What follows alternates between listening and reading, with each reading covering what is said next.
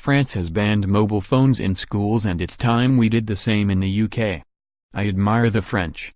Not simply for their fantastic food, their joie de vivre, or their working conditions, but for their no-nonsense attitude to government policy.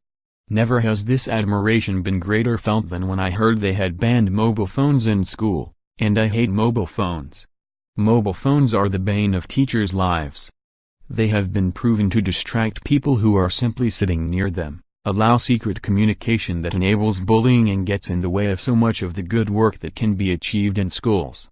I must admit that there is a tinge of hypocrisy here. I find it exceptionally hard to pry myself away from my phone. Whether it's WhatsApp, instant news, or the social media car crashes that populate my Twitter feed, I am an addict. But isn't this precisely the point?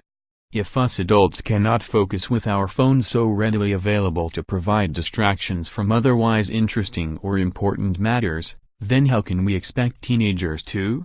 I am lucky to work in a school where they are banned in the building, so I don't have these distractions preventing the students from making the best use of their time at school. Others do, and this adds to the list of things making their jobs far too difficult. Colleagues from other schools that allow phones constantly complain to me about how they undermine them and their diligent preparation. This simply isn't fair. Some teachers claim they are a learning resource, and while I am usually supportive of teachers and schools having autonomy to decide what works for them, when it comes to phones, I'm not buying it. Even when you want them to be reading formulas, researching the romantics, or recapping the periodic table, the drawl of Snapchat or Instagram is far too potent to be ignored. No occasional Google search for the causes of hyperinflation will make up for the lost hours from teachers being interrupted time and time again to challenge a pupil on their phone but who pleads they were just checking the time, sir. And it's not as if they are not familiar with technology. The average teenager has digital knowledge that puts us adults to shame. Removing phones has zero impact on their ability to engage with technology. Can a smartphone camera replace your expensive full-size SLR?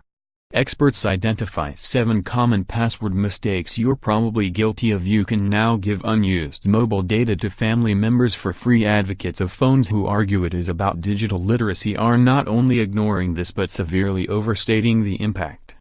Is a quick Google search of the differences between metamorphosis rock and sedimentary rock really going to propel our students into fulfilling tech careers in Silicon Valley? Then there are the safeguarding implications.